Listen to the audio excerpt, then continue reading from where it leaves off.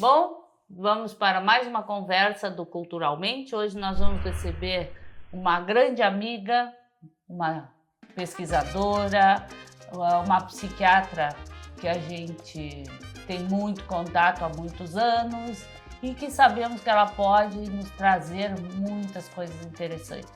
A ideia, então, é que aqui nós possamos falar de ciência, de cultura, de nossos hobbies, nossos prazeres e juntando tudo isso no nosso dia a dia. Então a ideia hoje é essa. Vamos conversar um pouquinho, tu podes te apresentar. Tá bom.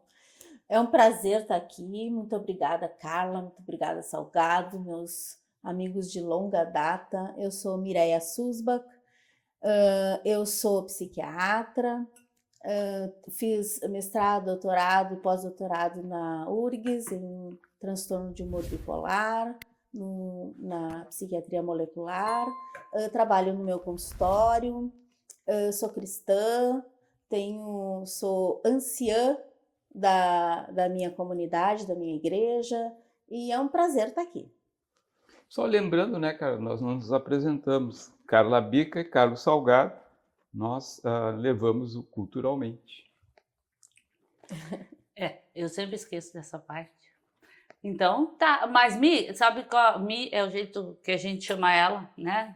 Amigos assim, então, há muitos anos, de vez em quando eu vou chamar de Mireia, mas às vezes eu vou escorregar. Pode chamar de mim. Tá. Então, Mi, assim, fala um pouquinho pra gente, né, desse teu dia a dia, né, da doença bipolar, como é que é conviver com tudo isso, né, como é que fica a cabeça do terapeuta a hora que sai do consultório. Uhum. Eu sempre falo que a gente tem dons, né? E, por exemplo, eu gostaria de saber cantar, mas eu sou péssima, não consigo. Eu sou um desafio para os musicistas. Eu já tive até professor de canto que desistiu de mim. Mas eu tenho um dom que é a psiquiatria. Para mim, eu estar no consultório é um prazer. Eu me sinto super bem. Eu falo que eu sou que nem, acho que foi o Garrincha que falou, ainda me pagam para jogar futebol. Então, para mim, eu amo estar no meu consultório. Eu tive umas férias forçadas aí no início do ano, que eu fiquei algumas semanas sem ir para o consultório. E aí, quando eu voltei, até liguei para o meu marido e disse: como eu estava com saudade disso. Eu adoro estar no consultório. E para mim é uma coisa muito interessante. Eu estou concentrada naquele paciente, me esforço, estou ali. Terminou, vou para o outro paciente, me concentro naquele. Terminou o dia, eu fecho a porta do consultório, estou indo para casa e são mundos diferentes. Então, para mim, eu separo muito bem. Não quero dizer que eu não me preocupe, que eu não responda mensagens, que eu não... Mas eu sei separar muito bem e acho que talvez esse dom, assim, é que me faz ser tão feliz na profissão que eu tenho. Amo ouvir. Às vezes está terminando o tempo e o paciente está me contando uma história e eu estou pensando, gente, eu vou atrasar o próximo porque está tão interessante isso aqui que eu quero que ele continue me contando. Então, eu amo o que eu faço. Agradeço muito a Deus por eu estar na profissão que eu amo e que eu sinto o maior prazer. Isso é muito legal, né? Poder ter essa qualidade no seu dia a dia, né? Que é a ideia de, bom, é nosso dever, mas mesmo dentro do dever a gente tem o prazer, aquele pouco diário que nos satisfaz. O resto do prazer a gente tem fora do consultório, né? Não quer dizer que não tenha problemas, dificuldades, casos sérios, difíceis, que exige muita dedicação, pensamentos, aliança com o paciente para a gente poder juntos traçar essa melhora, esse caminho de melhora, né? Mas mesmo na dificuldade eu me sinto extremamente feliz. E uma dificuldade assim que eu vejo, né, Mireia, que assim, nós temos o transtorno bipolar, nós temos a fase maníaca, nós temos a fase depressiva, nós temos tudo isso. Mas com essas mudanças de hoje em dia, como é que fica? Como é que tu achas que fica num mundo que muitas vezes eu vejo essa confusão diagnóstica entre personalidade e transtorno, e a gente que trabalha com pacientes mais graves, que eu sei que também é o teu dia a dia, como diferenciar o estado misto? Essa é uma parte que eu vejo que se confunde muito com as personalidades, se confunde muito com essa correria do dia a dia, com os altos e baixos da vida, das notícias do jornal, das notícias das redes. Outro dia uma pessoa me disse, doutora, eu acho que o mundo está bipolar. Ela é bipolar. E ela disse assim, eu olho para o lado, parece que o mundo está bipolar. Realmente, né? O mundo parece que está bipolar. Tanto é que ou tu é de direita, ou tu és de esquerda, ou tu és B, ou tu és A. Não parece que o meio termo tá bem difícil. As pessoas encontrarem o caminho que, na verdade, o caminho é o caminho da ponderação, do meio termo. Mas isso a gente está falando de buscas de conhecimento e até de entender para onde que tu queres ir. Mas com respeito à patologia, isso que tu falaste é muito interessante, porque eu acho que o que mais tem no consultório é transtorno bipolar misto. Pelo que eu tenho visto ultimamente, claro que a gente tem os transtorno bipolar 1, 2, mas o misto. O que é o misto para o pessoal que está nos assistindo entender? Nós temos o transtorno bipolar o episódio maníaco, que é aquele que vocês podem me ajudar, que vocês conhecem bem também, né, Salgado? Florido. A pessoa dorme pouco, tem muita energia, fala demais, desvia do assunto, confabula, muitas vezes tem um comportamento agressivo, irritado. Outras vezes dirige esse comportamento de maneira até para causar danos tanto para si quanto para outros, como atividades sexuais, pornografia, drogas, que mais? Dirigir em alta velocidade, né? E essa pessoa, muitas vezes, ela vai para um quadro tão grande de euforia, que a gente chama, que é aquela pessoa que está sempre, uau, alegre, chega nas festas e é o dono da festa. E muitas vezes ela vai para um quadro tão extenso disso que temos também sintomas psicóticos juntos, né? Esse é o bipolar tipo 1.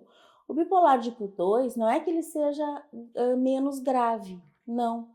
Ele é tão grave quanto, só que os sintomas são menos floridos e muitas vezes é difícil de diagnosticar. E as pessoas que vivem com ele que dizem, ai, mas tu anda numa velocidade meio alta, as pessoas que estão mais próximas e que trabalham é que sofrem. Por que ele é mais grave às vezes? Porque a pessoa olha para a pessoa que está em episódio maníaco e percebe assim, pô, esse cara está em surto, né, entre aspas.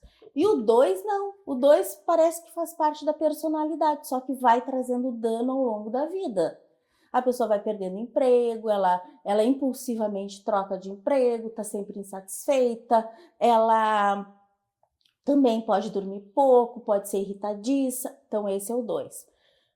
Para a gente ser bipolar 1, a gente tem que ter um episódio maníaco. Para ser o 2, além dessas características de hipomania, a gente tem que ter tido um episódio depressivo. Um episódio depressivo maior que é de domínio também, né?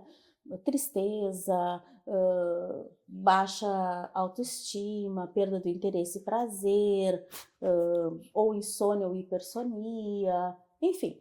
Pessimismo em relação ao futuro, né? Em relação ao futuro, culpa, né? A culpa, então, é uma coisa que a gente vê demais, né?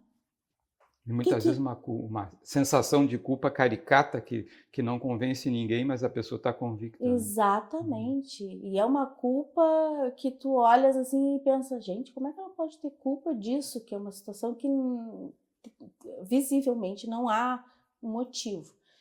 Bom, o misto é o seguinte, ele ou tem um episódio maníaco ou hipomaníaco e não fecha critérios para depressão, ou ele tem episódios depressivos e não fecha critérios para mania ou hipomania. Entendeu? Aí que te deixa confuso. Porque tu olhas e pensa, mas parece que ele é bipolar. Mas não teve nenhum episódio maníaco, não teve um episódio hipomaníaco. mas ele tem características, né? Esse é o misto. Ou ele tá também hipomaníaco, ou maníaco, se não tiver depressão, tudo bem. Mas também não fecha critérios para depressão no hipomaníaco. Então, é aquele sintoma florido, né? Tem um pouquinho. Um pouquinho, outro pouquinho. Primeira coisa, a gente tem que ver a história familiar. Para mim, a história familiar é a coisa mais importante que tem. Tanto é que eu fico ansiosa e na primeira consulta eu já quero saber. Como é que é, se tem filhos, como é que são os filhos, se não é casado, ou quem é o marido, ou se não é casado, enfim, da onde que vem, quem são os pais, os irmãos, o que fazem, se são casados, se tem profissão, qual é a profissão, os tios, a história dessa pessoa, né? Não só a história de como foi a infância, que é aquela coisa clássica que a gente vê que os pacientes às vezes chegam na primeira consulta e dizem: ah, doutora, quer que eu fale da minha infância? Eu digo: não, eu quero que tu fales de onde que tu vieste, né? Porque se tem história na família de algum transtorno de humor, tu já olhas para a pessoa, porque a genética é muito forte. É muito importante. Tanto é que teve aquele estudo, vocês lembram que foi... Estudo não, aquela experiência horrorosa que um psiquiatra americano, ele fecundava em fertilização in vitro muitas mulheres com patologias psiquiátricas. E de preferência que houvessem filhos gêmeos, trigêmeos. E tem aquele documentário no Netflix dos trigêmeos, vocês viram? Não vi, Não eu só conheço. conheço a história. Dos trigêmeos. Ela era bipolar e aí nasceram trigêmeos. E o que ele fazia? Ele tirava essas crianças da mãe e colocava em ambientes diferentes para ver qual era afinal, é o ambiente ou é a genética que faz essas pessoas terem esses transtornos. E ele colocou um gêmeo numa família pobre, numa família média, e um gêmeo numa família rica. E durante muito tempo ele tinha uma equipe de psicólogos que fazia observação infantil dessas crianças. E tem os relatos, acompanharam. O que aconteceu? A gente não tem acesso a esses relatos porque o estudo foi tão chocante e é tão antiético, né? É tão impensável de ser feito que ele é totalmente sigiloso. E depois, na adolescência, no início da idade adulta, esses meninos foram para a faculdade. E o rico já estava na faculdade. E chega o médio. E aí, todo mundo que encontra eles diz o seguinte: escuta fulano, não sei o quê. Ele no início achou que era tipo assim, uma pegadinha, sabe? Eu tô entrando na faculdade, estão me chamando de um nome que não é meu. Até que ele descobre que não, que é verdade, que tem um outro cara, enfim. E aí, no final, os três se juntam. Tem um programa todo especial nos Estados Unidos. Resultado, os três tinham transtorno bipolar. E no final dessa história, que acontece mesmo, um deles acabou se matando, né? Suicídio. Então, o transtorno bipolar ele é muito grave, e é por isso que eu digo, a genética, a transmissão genética é muito importante. Quando a gente faz uma história bem feita de vida, a gente já começa a olhar esse paciente de maneira diferente, já começa a averiguar o que está acontecendo e a entendê-lo, porquê das reações. E a partir daí a gente começa a fazer o diagnóstico. E o misto é muito frequente. Principalmente o misto, por exemplo, em famílias que tem, por exemplo, 3, 4 irmãos, às vezes um tem uso de drogas, 2 tem transtorno, depressão, o outro tem... E essa pessoa, às vezes, é a mais sã que vem te procurar, porque normalmente, eu digo, no consultório, as pessoas mais sãs é que vêm nos procurar. Sim, as que aceitam a doença. As que aceitam a doença. Sabe que essa semana eu escutei de um paciente, um bipolar gravíssimo, e coisa que já teve muitas internações e tudo, e aí quando chegou para tratamento com a gente, foi difícil coisa, mas o que começou? Pelo jeito, por se acertar na conversa, por tudo, com o usuário de drogas. Então vinha com todas aquelas personalidades, é border, é narcisista, é isso, tá, vamos ver. Não, era um bipolar tipo 1 grave, com uso de drogas, muito pesado, e aí tu vai na história genética e vai indo. Então, tinha muita cisão familiar, não suporta, não consegue lidar com a mãe, e aí tu vai vendo, né? E aí essa semana, depois de algum tempo, ele diz, eu ainda não estou bem, mas o bom, doutor, é que eu já tenho uma diferença, eu já aceitei que eu sou doente. E aí o que eu estou fazendo de melhor é tomar meus remédios direitinho. Eu não estou bem, mas eu estou tomando direitinho. Eu ainda tenho recaídas, mas eu estou tomando direitinho, porque agora eu sei que eu sou doente. Isso mesmo. É isso que eu digo, as pessoas com maior crítica e com maior vontade de ficar bem. Porque a gente tem que entender que a doença psiquiátrica, ela é como qualquer outra. O cérebro adoece, assim como o pâncreas adoece, o rim adoece, o fígado adoece, o útero adoece, né? O cérebro é um órgão, parece que as pessoas esquecem disso, né? E a maneira que o cérebro tem de dizer estou doente... É entrando em crise. Exatamente, é manifestando sintomas, tristeza, angústia, né? Euforia, enfim, ansiedade, taquicardia, enfim, todos esses sintomas. E assim como as outras doenças, não adianta tu ficares dizendo assim, eu vou me curar sozinho da diabetes. Não, eu vou melhorar. Não, tu é diabético porque tu és preguiçoso, é por isso. Só não comer açúcar. Exatamente. Tu tens hipertensão porque tu não te esforça para trabalhar, tu não sais de casa, né? Então, assim, é a mesma coisa, gente. O cérebro, ele é um órgão. E quando tu percebes que esses sentimentos estão atrapalhando a tua vida, essas emoções, não tá... Qual é o critério para a gente dizer é uma doença ou não é? Não interessa qual, qualquer uma. O que eu sinto atrapalha a minha vida familiar, atrapalha a minha vida funcional no trabalho, atrapalha a minha vida social. O que eu estou sentindo, não importa o que, o que seja. Eu estou sendo prejudicado em algum desses âmbitos?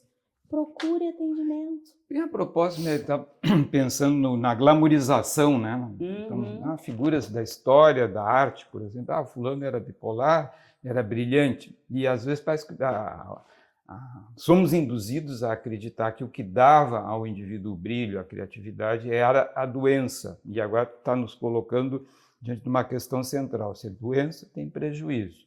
Se não tem prejuízo, talvez não seja doença, ou falta avaliar melhor. Exatamente. Mas, em princípio, doença não é vantagem. Ou não chegou a hora ainda do prejuízo marcado. Tem um aspecto de supervalorizar a doença no sentido pejorativo, portador, o sujeito que está submetido, né, a uma doença cerebral, que é a bipolaridade, por exemplo. Então, é uma pessoa que vale menos. Não vale menos nem mais. Ele tem que levar a vida com isso em consideração. Mas, pondo foco nisso, criatividade e bipolaridade são parceiros, são inimigos, ou uma mera casualidade das duas coisas ocorrerem juntos?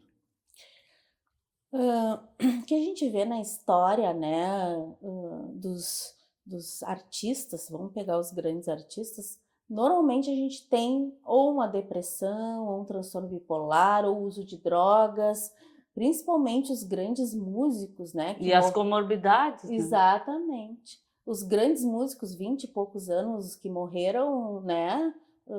Enfim. Mas a gente vê uma grande correlação. Outro dia até uma pessoa estava me dizendo, o Van Gogh pintou tão lindo porque ele era bipolar e nunca se tratou.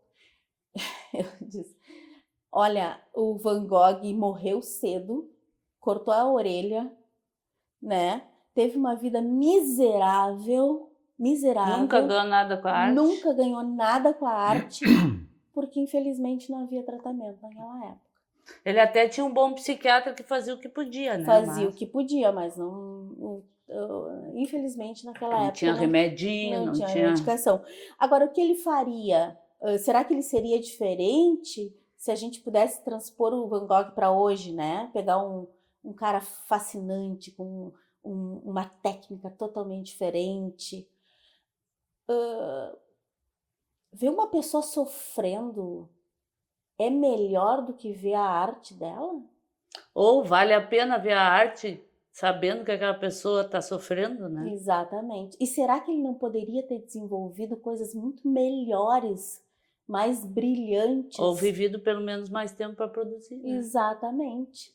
E poderia ter descoberto outras técnicas ou feito de outra maneira. Ou se pudesse perguntar para ele: tu queres ajuda com o teu sofrimento ou tu queres continuar assim? Então, sim, há uma correlação entre criatividade e doença mental. Né? Mas, Mas eu assim, devo entender que doença mental privilegia a pessoa em termos de criatividade, ou apesar da doença mental, tem pessoas muito criativas? Exatamente. Não, não é que a doença mental. deixa a pessoa criativa. Exatamente, não. A pessoa tem a criatividade em função dessa como disse um paciente meu que também é artista, ele disse assim: a arte, ela tem vida própria dentro de mim. Não sou eu que decido o que eu quero pintar. Não, É a inspiração, né? eu acordo e existe aquela necessidade de fazer aquele tipo de pintura, ou aquela fotografia, ou aquele é maior.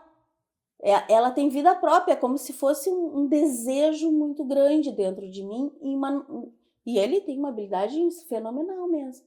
Mas o que é bacana? Ele sabe que o sofrimento dele atrapalha essa criatividade. Porque quando ele está estável, essa criatividade vem com pinceladas de satisfação com o trabalho. Tem prazer no trabalho. Né? Satisfação. Quando ele não está bem, ele pinta também. Só que tudo é penoso, é cansativo. Não gosta de nada, nada fica bom. Nada fica bom, é culpa, sabe? Então, essa é a diferença. Assim como na nossa vida de quem não é brilhante, que é normal, feito nós, entendeu? Né? Também é assim.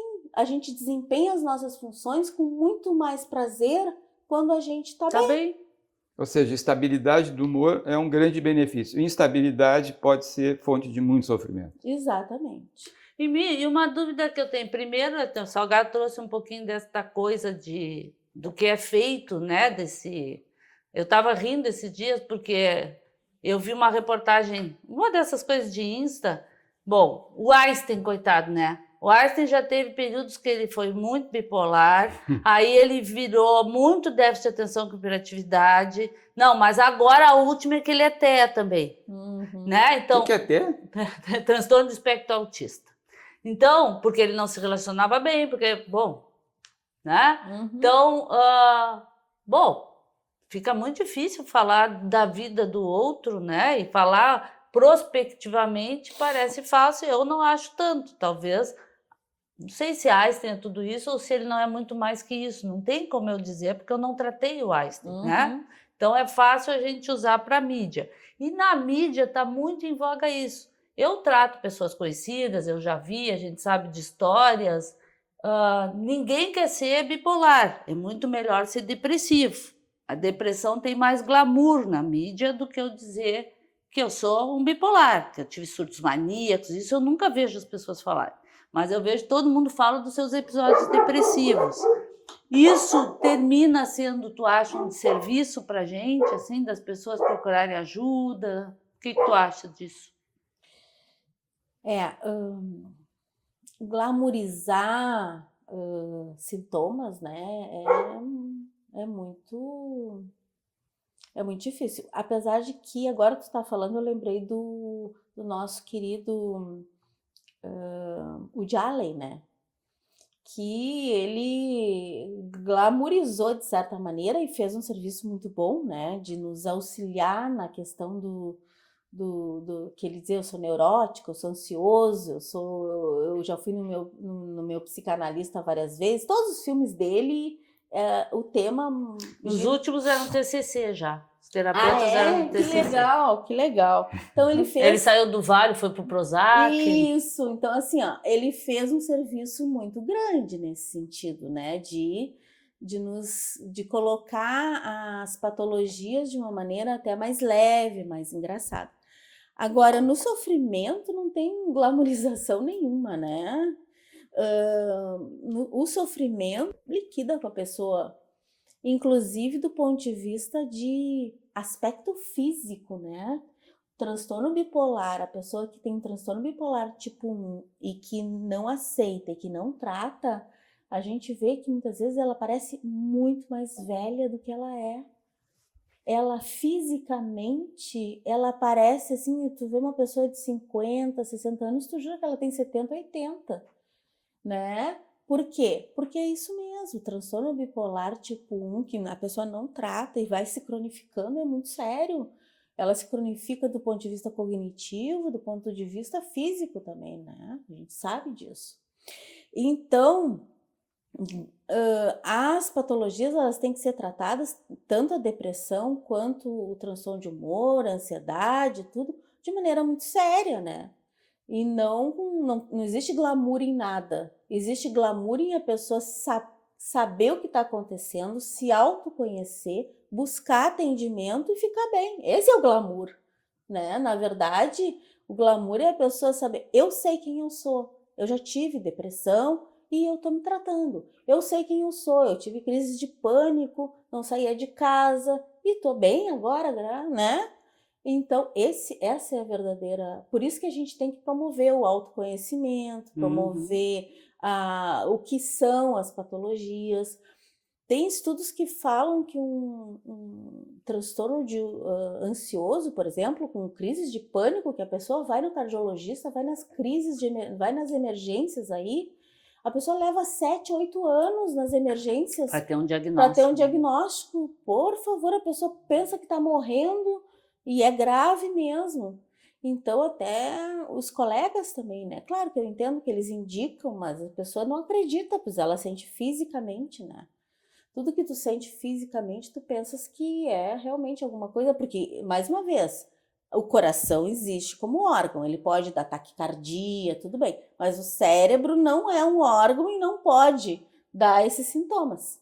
E a gente sabe que sim, uma crise de pânico é proveniente do sistema nervoso central. Do sistema nervoso, né? Que só se expressa no dia a dia. Só que eu estava pensando que a gente está usando o termo glamourizar, né? Glamourizar sintomas, glamourizar tratamentos, né?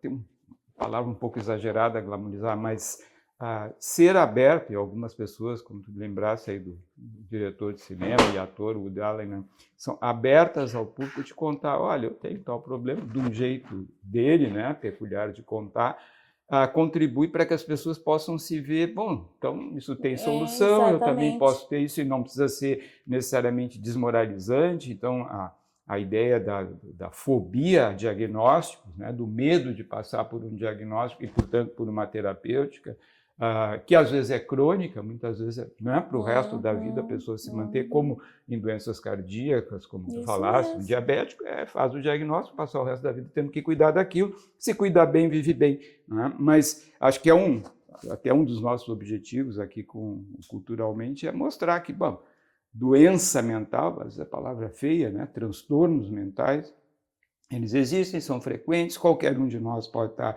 sujeito a isso, e quando a gente consegue ter a clareza, e a informação é importante que chegue para todos nós, né, para todos que nos assistem, fica um pouquinho mais fácil encarar e realmente manter, né, aquele esforço continuado de tratamento, desde que a gente ajude também as pessoas a não se sentir desmoralizadas, mas eu acho que é isso que eu acho, né? A informação, né? A glamorização, eu acho que junta um termo. Tá, pode ter a informação, mas aí junta a banalização da coisa. O outro extremo. Talvez isso que esteja dentro da ideia da glamorização. Quando a gente tem a informação, uma boa informação, né? Sei lá, o Woody Allen, ele fala na doença, ele fala no tratamento, eu vou no psiquiatra, no psicanalista, ou no terapeuta cognitivo, mas eu vou tomar remédio. Então, aí tem uma informação com uma sequência de orientação sem banalização, digamos, pegando um exemplo.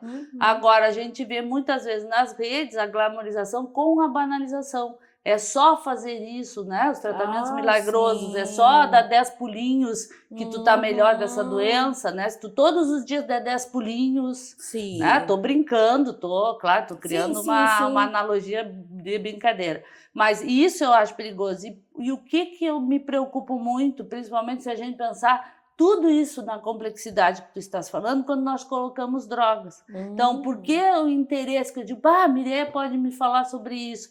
Que assim, o quanto, né, Se eu pego alguém depressivo com droga, eu tiro a droga, a depressão vai ou não vai, eu vou conseguir fazer um diagnóstico diferencial. Se eu pego um bipolar induzido por drogas, né, tem a bipolaridade, fica claro, bababá, ou se não tem, foi só uma indução, eu vou fazer um diagnóstico. Agora o que eu tenho visto muito é o tipo misto, que aí tu junta, porque aí dá sintomas de ansiedade junto, tu tem sintomas, sabe, o cicla na hora, assim, pouco tempo, usou droga, já ciclou, já foi lá para cima, já foi para baixo, e o quanto isso também são pessoas que têm mais dificuldade de chegar a tratamento e normalmente não chegam na maneira de eu estou mal, eu vou buscar, chegam porque deu algum problema, porque passou por alguma tragédia, porque a família não aguentou mais, porque aprontou demais, junta muitas adições, né? Então, esse mundão que temos aqui no meio,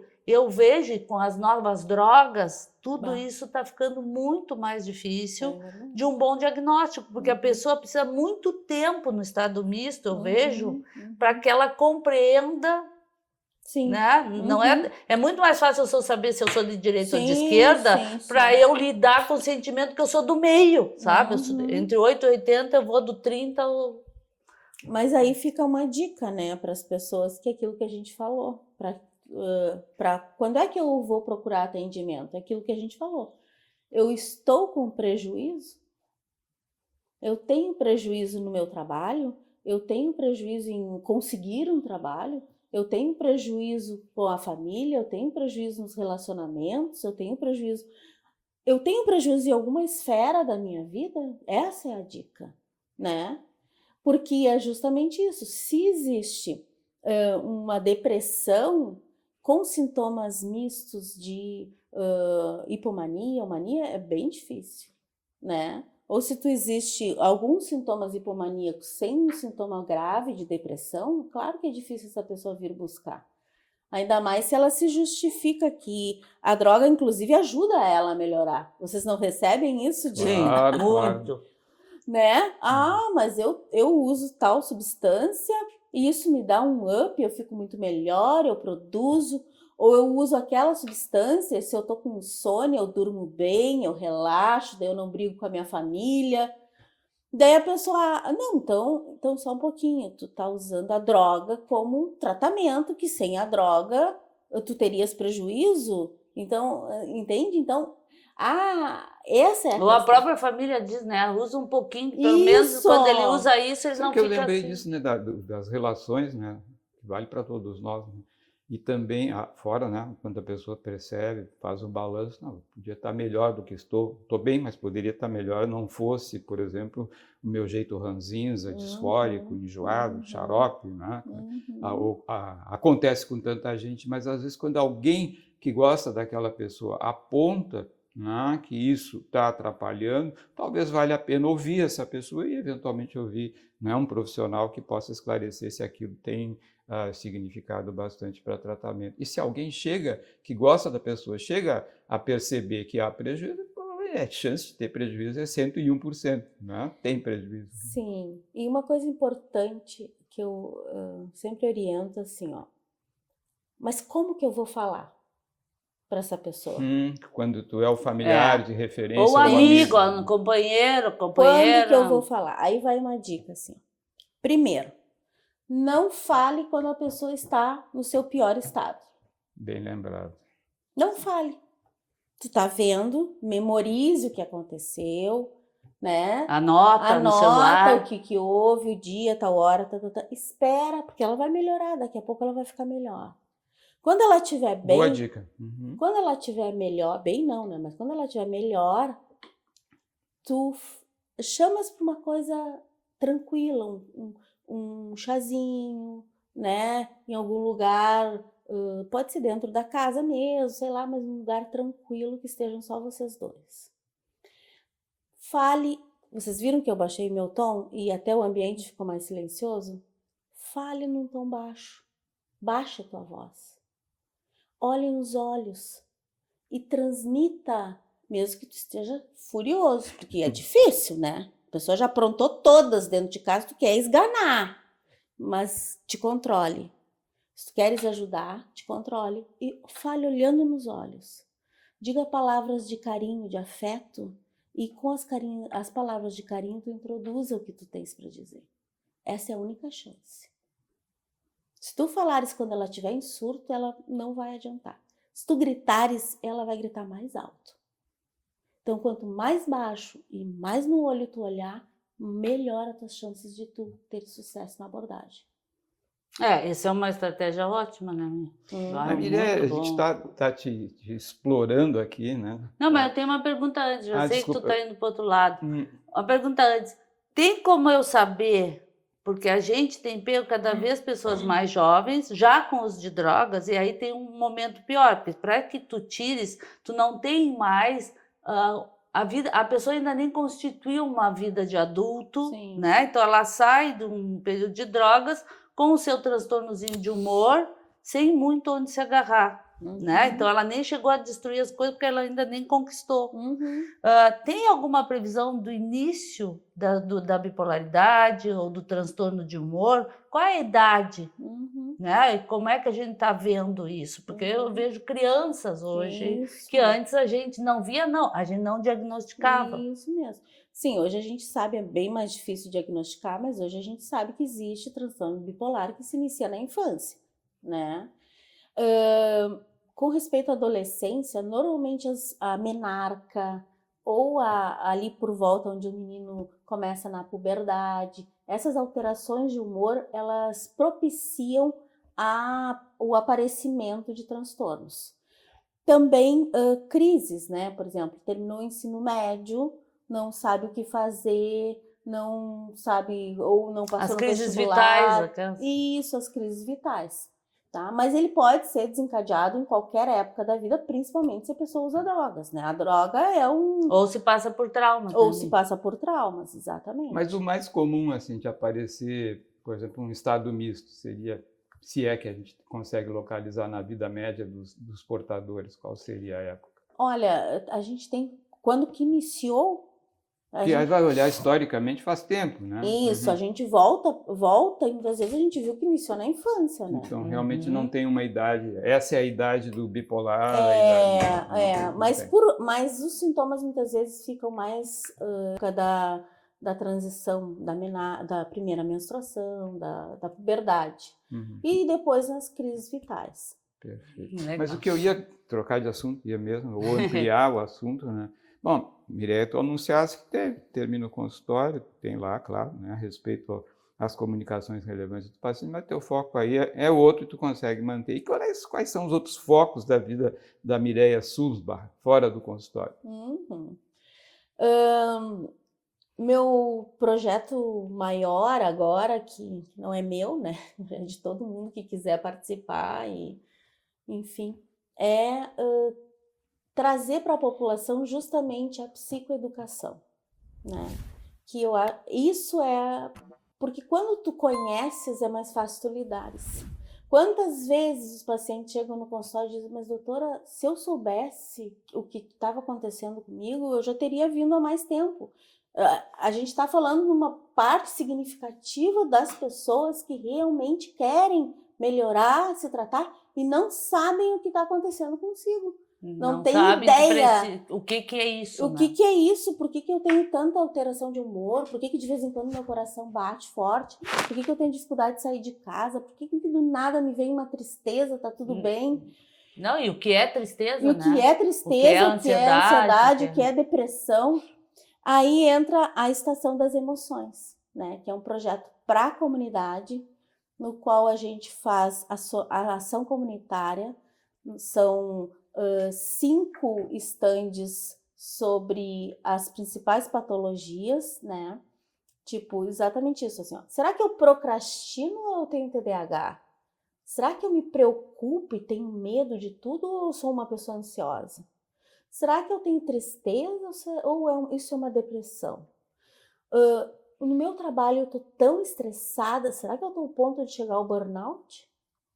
Será que eu sou alegre, efusivo e de vez em quando eu caio para uma depressão ou passo até a maior parte do tempo deprimido e daqui a pouco eu estou super bem? Será que é isso a minha vida ou eu tenho um transtorno bipolar? Né? Então são 5 estandes, Cada stand tem um teste que é totalmente anônimo, em que a pessoa usa o seu celular, pega no QR Code, ali tem o teste. Não é um teste para diagnóstico, não é isso. É um teste que a gente utiliza em pesquisa para fazer um screening dos pacientes, né? Então, assim, o teste funciona como um autoconhecimento, que ali vão tendo as perguntas... É explorar a sua emoção. Exatamente, ali estão tendo as perguntas que muitas vezes a pessoa nem para perguntar e nem sabia que aquilo poderia ser alguma coisa. Aí depois disso, ela vai receber o ponto de corte, ou seja, a partir daqui seria interessante tu procurares um atendimento, ou se tu quiseres, seria importante tu verificar melhor essa situação. E tem também uma mini palestra sobre o que é aquele problema, aquele sentimento. Então são 5 estandes, tem um para criança, que por exemplo os pais chegam, são 6, daí esse é o 6º, chegam com os filhinhos pequenos, normalmente é no parque, né, vai ser dia 28 de setembro, no Parque da Redenção, das 10 às 15 horas. É nesse agora, 28 de setembro, porque esse fica no YouTube, né, 28 de setembro de 2025. Das 10 às 15 horas na Redenção, aberto a todos, todo o público. Então, muitas vezes os pais chegam com as crianças e querem ir lá nos estandes ver o que é. Totalmente gratuito, né?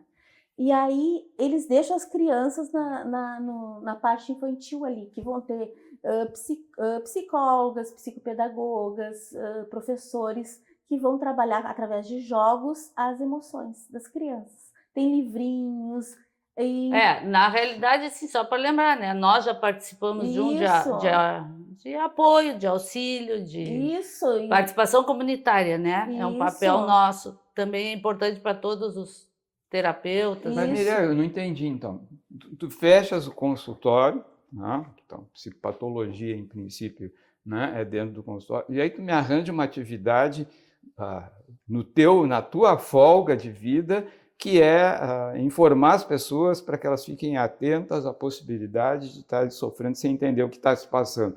Estamos de novo na psicopatologia, como é que conjuga as duas coisas? Não, ela deixou bem claro que não é psicopatologia porque não é diagnóstico, né? Não, mas é doença, Sofrimento psicológico, enfim, psicoeducação nessa área. Como é que tu bota dentro da tua vida, então, fora do consultório, né? Mais preocupação com... No caso, até prevenção também, claro, prevenção, né? Mas o tema é doença. Isso. Tem coisa melhor do que a gente ajudar as pessoas? Bingo. Existe coisa mais satisfatória do que tu poderes ajudar alguém? Não existe. Fazer o bem? Não tem.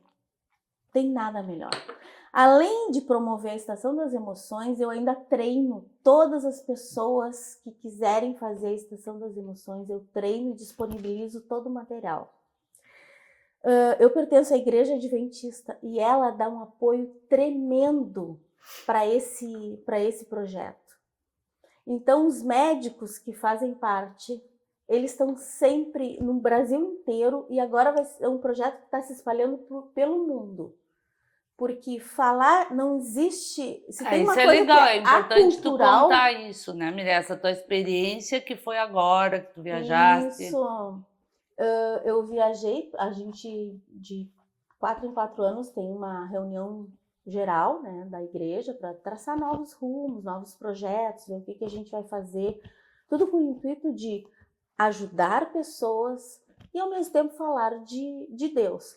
Porque a gente sabe, os estudos científicos mostram que as pessoas que praticam uma religião, e a gente está falando agora de religião, de qualquer religiosidade, religião, é aberto para qualquer pessoa, crendo, não crendo, com qualquer religião, não existe, é para qualquer pessoa, mas a gente sabe que a pessoa que pratica uma religião, que tem uma espiritualidade, ela inclusive melhora mais rápido, né, dos sintomas. É porque também tem um apoio social em muitas das religiões, né? Exatamente.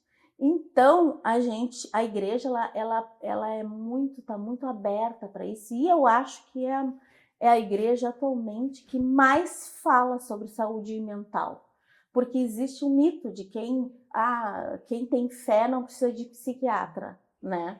E não é nada disso. A fé não tem nada que ver com a doença. Então, quem tem fé não tem diabetes? Quem tem fé não tem hipertensão? Quem tem fé não tem colesterol alto? Tu pode fazer tudo isso, ter uma excelente alimentação. Claro que a gente tem as Blue Zones, né?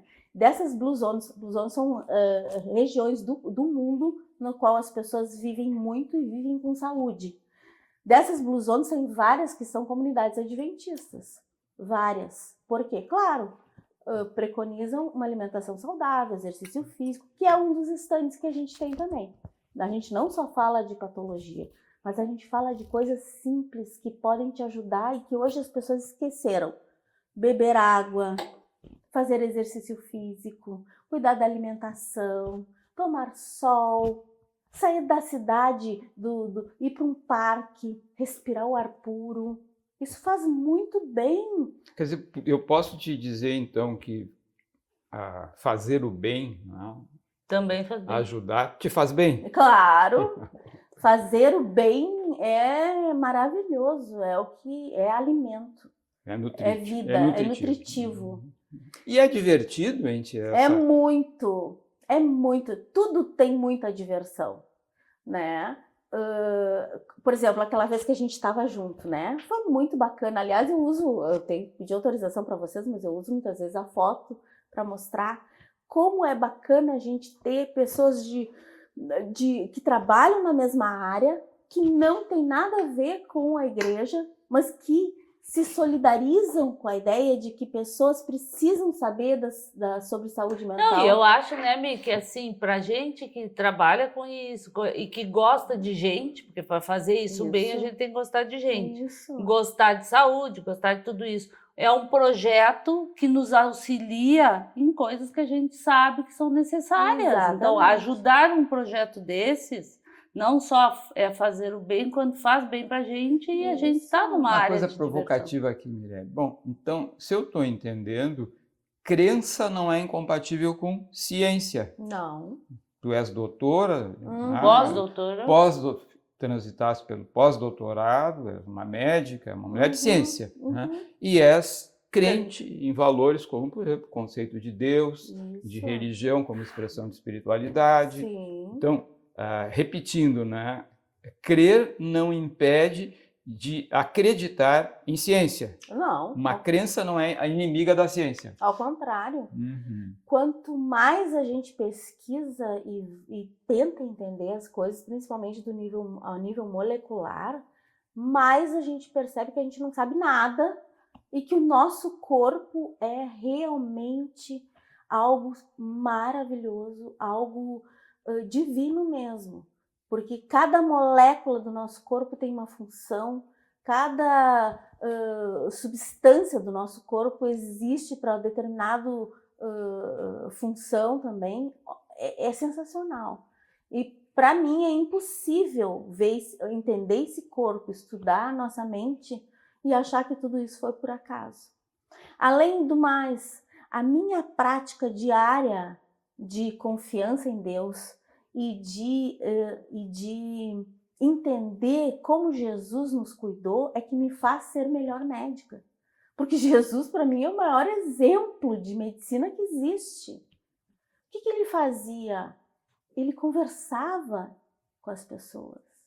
E acho que não só isso, né? Muitas coisas das religiões, muitas delas, também auxiliaram nessa coisa da saúde da população, né? Determinados alimentos que eram orientados a não comer, muitas vezes parecia uma crendice, mas tinha um fundamento de saúde, né? Então eu acho higiene, várias coisas. Então eu acho que a importância disso é que, vendo o teu projeto, a essência dele, parece que ele transcende a religião, né? Ele é bem transcendente, porque ele é pensar em saúde mental, prevenção de saúde. Outra dimensão, agora eu lembrei do projeto, visualizando aqui a nossa experiência, Carla e eu tivemos presente, né, naquele esforço ali na rede. Era a primeira edição e tomara que se perpetue. Mas eu acho que tem também, aí voltando, né, para a pessoa que é a Mireia Souza, um interesse, um encanto com a estética, né? Com a plasticidade. Né? Eu lembro que o material era bonito e podia ser muito prático e não ser bonito, mas Sim. assim, pela estética, né? Falasse em um dado momento sobre Van Gogh, a peculiaridade, né? Sobre música. Né, do desenvolvimento técnico, né, que ele fez, né? Como é que é essa dimensão na tua vida, a estética, a plástica da realidade, enfim, como é que é isso? Bom, eu sou casada com um artista plástico, né? Que eu acho que isso influencia há 35 anos, né? Porque ele tem uma galeria de arte também. A influência, quando a gente, como vocês dois, né? Um influencia o outro. Então, muito do meu conhecimento, do meu amor pela arte, vem por influência do Otto, com certeza. Ele é um grande... E a estética também, né? Vocês que vão lá em casa, no meu consultório, é um lugar diferenciado, como o de vocês também, né? É feito pelo Otto. A nossa casa, muitas obras de arte, enfim. Mas eu gosto também de produzir material diferente. Eu ando um pouquinho pelo Canva, por outros materiais, assim, quando eu produzo, né? Estou usando a inteligência artificial agora para fazer imagens como eu quero, né?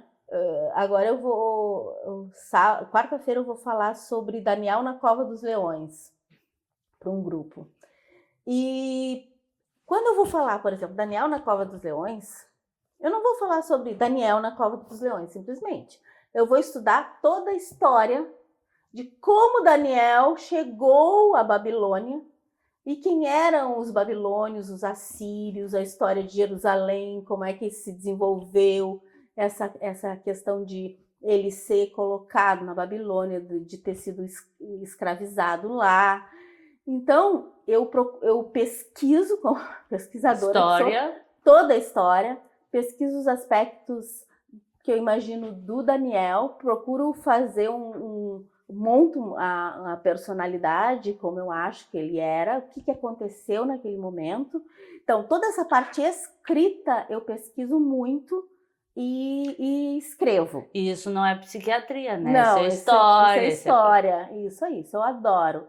Aí, depois daí eu peço para a inteligência artificial me fazer as imagens que eu quero colocar naquele Canva, por exemplo. Então, eu trabalho bastante também com essa coisa de estética, de apresentação, adoro fazer umas apresentações diferentes. E tem um crítico em casa. E para viajar, o que te motiva? Eu sei, a gente se conhece, eu sei do teu prazer de viajar, e aliás, né, Mireia, generosamente, né, a agência de viagens Mireia Sulzbach, né, tem nos ajudado a estar em lugares interessantes, em situações interessantes. Como é que é essa coisa da viagem? Para que serve viajar tanto? Nós três, e o Otto também, a gente é muito curioso, né? Bastante. Então, assim, ó, às vezes eu tô saindo da minha garagem e vejo as pessoas passarem pela minha garagem aberta. E fico pensando que a pessoa não olha lá para dentro. Não tem curiosidade, né? Eu sou incapaz de passar por uma garagem sem olhar o que está acontecendo lá dentro, imaginar o que é aquela vida. Eu sou incapaz de passar por uma janela sem tentar descobrir que sofá é aquele, quem é que está ali. Então, essa curiosidade por mínimas coisas, esse interesse, obviamente se traduz pela viagem. E o organizar a viagem é um prazer também. Muitas vezes dá um trabalho bem grande, né? A nossa última para a Turquia foi bem trabalhosa. Mas é um prazer porque tu descobre lugares diferentes. Tu pesquisa como é que eles organizam os hotéis, que tipo de coisas, onde é que fica isso aqui, mas como é que a gente vai se locomover? Será que eles entendem inglês? Qual é o melhor lugar? Será que a gente é hotel? Será que a gente vai para um Airbnb? Qual é a opinião das pessoas? Quem foi? O que fizeram lá? Qual é o melhor trajeto de avião? Será que a gente para em algum lugar também para fazer um pit stop? Amo fazer isso. Porque o prazer começa nessa organização. Começa na imaginação do que será lá. E quando a gente está lá é muito bacana e vocês nunca decepcionam, a companhia é maravilhosa, a gente dá muita risada, a gente brinca. E o que eu gosto do Salgado da Carla é que eu proponho umas doideiras assim e eles, vamos lá, né? Tipo que eu não programei a Capadócia porque podia estar uns dias chovendo e daí não teríamos balão. E aí eu olhei lá, lembro? A gente sentado no café da manhã, eu olhei, bah! Vale a pena. Amanhã e depois de amanhã vai ter sol na Capadócia. Vamos. Ali na hora já comprei a passagem, já Pegar um carrinho. alugamos um carro, já fizemos um passeio maravilhoso. Os 2 dias foram sensacionais, né? Ficamos naquele hotel que eu já tinha ido, que está cada vez melhor. Então, assim, essa curiosidade, esse desejo de saber como é que é, mas como é que foi feito, mas e a história do lugar, isso vocês sabem também, né? Que eu pesquiso também, como é que chegaram lá, como é que foram feitos, como é que... Para mim, isso tudo é muito interessante. Sempre que tem vidas, cultura, pessoas envolvidas, para mim é Lembra, deleite. Mireia, que eu disse, quando nós nos aposentarmos, vamos criar uma agência de viagem para idosos. E a Mireia me disse, não, para idosos não, a gente tem que pegar gente que consiga andar bastante. Isso, porque nós vamos andar bastante, caminhamos muito nessas viagens.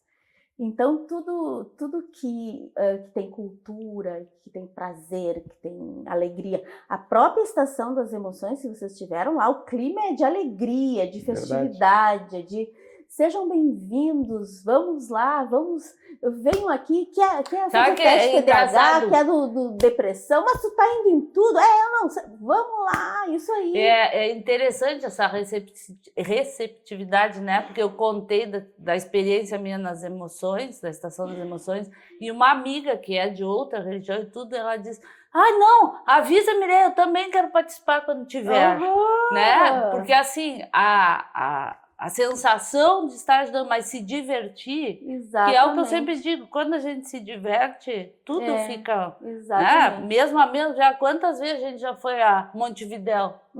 E a gente sempre descobre uns buracos, umas coisinhas novas, né? Sempre. Então, mesmo no dia a dia, a gente tem curiosidades e coisas para descoberta. Lembra aquela vez que a gente alugou um apartamento? E eu mandei trazer 4 bicicletas para lá, para... Lembra? É verdade. E é isso aí, assim, a gente se diverte. Deu várias confusões com as bicicletas. Mas por falar em confusões, eu estou aqui olhando para o lado, né? Tô cuidando o tempo. Eu sei que eu sou um cara sem graça, né, Carla? Que fica Ele sempre acaba cortando a conversa antes da hora, né? Mas nós temos um tempo, né?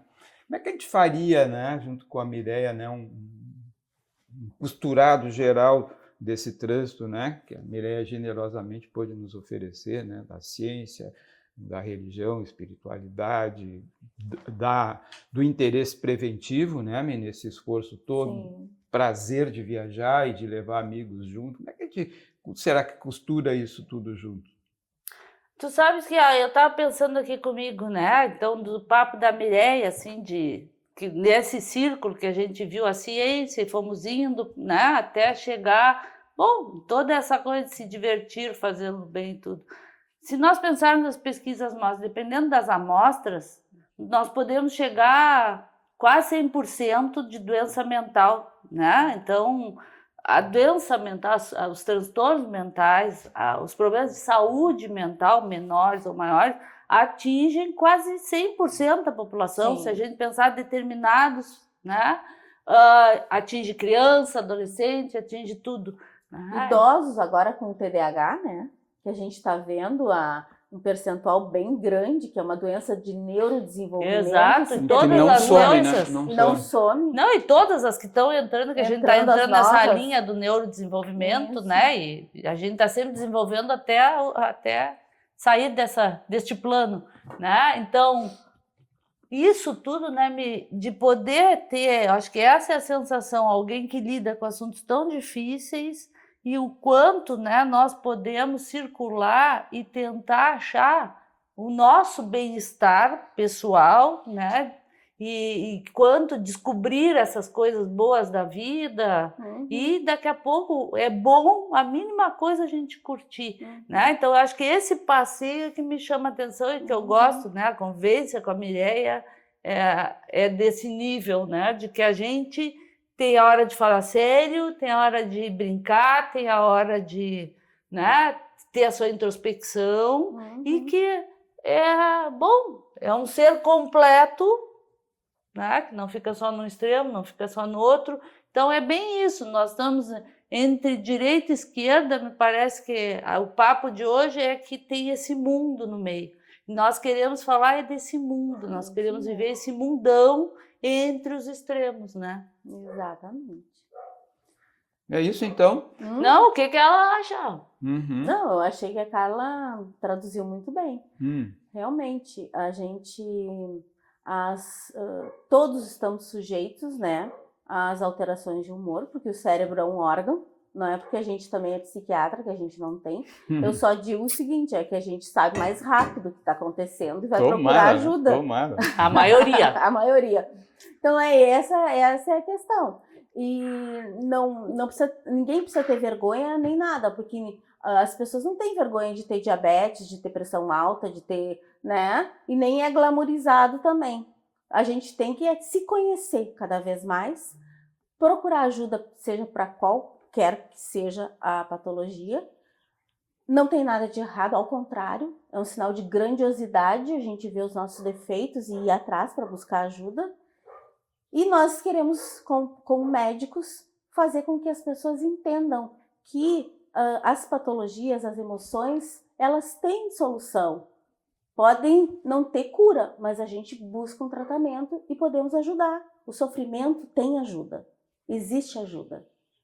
Essa é a grande sacada. E para nós que fazemos isso, é um prazer ajudar. Vocês também são assim. A gente ama ajudar as pessoas. Acho que sim, nos entendemos, não? Então, muito obrigado por dedicar esse tempo para a gente, né? De que a gente possa ter essa conversa, né? Não sei, a gente sempre se diverte junto, tomar que você sintas como mais um momento de diversão. Foi muito bom. Né? Faltou as nossas risadas, Faltou. Mas aí é que a gente é meio abobado, então não daria para a gente mostrar essa parte. Né? Mas esperamos contar contigo outras vezes. Pode contar comigo. E esperamos que vocês consigam, espero que vocês tenham um lugarzinho na agenda para a Estação das Emoções, no 28 de setembro de 2025, domingo, das 10 às 15 horas, lá na Redenção. Estação das Estações. Espero termos tempo e estaremos uma coisa lá. que saiu da cabeça de Mireia Susbach, psiquiatra. Para o mundo. Hoje, para o mundo. Que bacana. Boas Graças ideias. Eu quero ir à Albânia. Vamos ter uma Estação das Emoções na Albânia. Abril do ano que vem. Bom, vou ter que reservar. Isso. Se tu não for, eu vou com a mim. Isso mesmo. Ficamos por aqui, então. Ficamos. Até a próxima edição. Até a próxima, culturalmente.